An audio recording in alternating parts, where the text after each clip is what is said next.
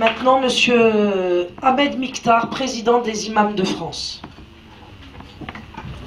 Alors tout d'abord, je remercie Madame Belgoul de m'avoir invité et son équipe. Je remercie tout le monde, tous ceux qui sont autour de cette table et en face de cette table pour faire avancer les choses.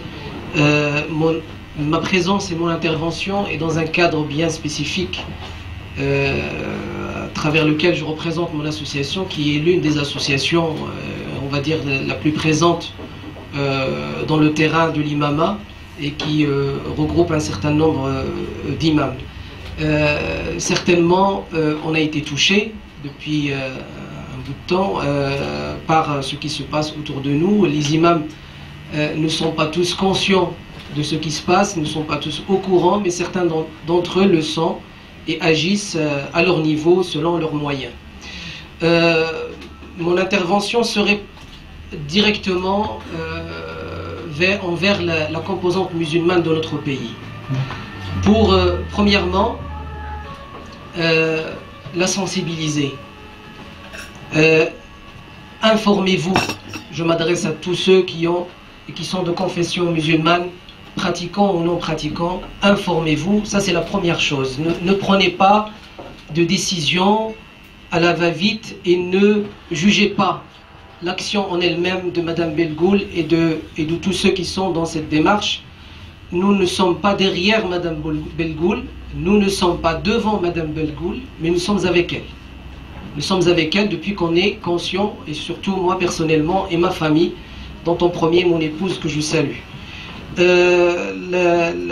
Informez-vous, mais aussi ayez certitude de vos décisions.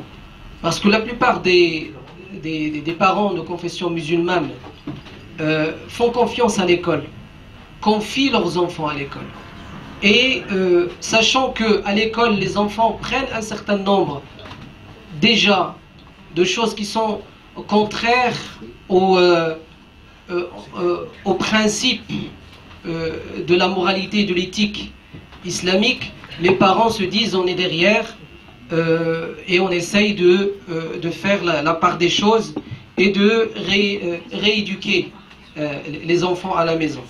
Mais je vous assure que ce n'est pas votre rôle. Votre rôle principal que Dieu a dit des plus hautes sphères des cieux lorsqu'il a révélé le noble Coran à son messager, il a dit que les parents sont responsables, mais totalement, de l'éducation de leurs enfants, de faire forger des enfants qui seraient positifs et qui seraient meilleurs pour la société, et non pas des enfants qui seraient nuisibles à cette société et qui détruiraient l'essence même et le socle même de la société, qui est la micro-société, qui est la famille.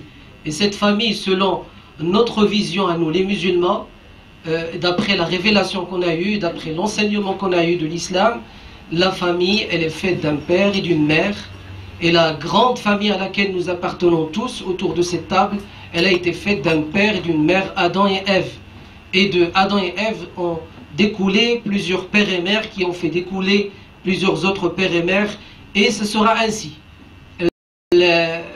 J'apporte aussi un appel d'espoir. En islam, il est dit que l'humanité restera toujours l'humanité, malgré qu'elle risque d'être touchée, tachetée ou malade à un certain moment, mais elle se reguérira, elle se soignera, elle continuera. Et donc avec cet espoir, il faut continuer et il faut agir et avancer. Mais dans cet espoir, il faut agir, il faut que nous soyons les acteurs pour acquérir et arriver à cet espoir. Agissons tous ensemble dans l'éducation de nos enfants. Dieu nous invite, il nous incite, il nous dit protégez votre propre personne et vos familles, vos enfants dans la totalité de la vie. Dans la totalité de la vie, depuis qu'elle a un début jusqu'à ce qu'elle a une fin. Les enfants aussi, certainement dans notre conviction dogmatique à nous, nous appartenons tous à Dieu.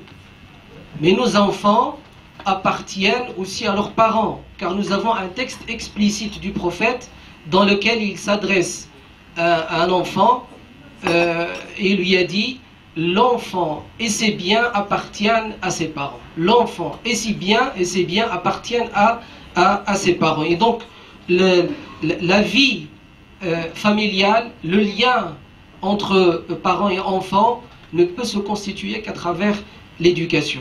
Aussi, il s'agit de changement. Madame Boutin, tout à l'heure, elle a parlé d'un changement néfaste.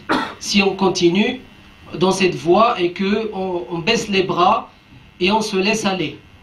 Mais nous, on appelle à un changement civilisationnel, changement certainement de la civilisation, mais celui de la réforme. Et l'islam a toujours appelé à la réforme. Le prophète de l'islam nous a dit qu'après chaque siècle, au bout de chaque siècle, il y a une réforme qui se fait dans la composante et la communauté musulmane, et il est temps de le faire pour la communauté musulmane, à travers bien sûr son appartenance citoyenne, pour le bien-être de notre pays. Et le bien-être de notre pays et son futur dans le bien-être ne peut être que à travers bien sûr un bon enseignement, une bonne éducation des enfants. Et cette théorie du genre, ce gender, ce qui est autour de cela, cette pseudo-égalité entre les sectes qui est utilisée alors que c'est une vérité qui cache des faussetés. C'est une vérité à laquelle nous menons les mains. Nous sommes pour l'égalité entre garçons et filles, entre hommes et femmes. Mais il faut qu'il reste des hommes et il faut qu'elles restent des femmes pour qu'il y ait égalité entre elles.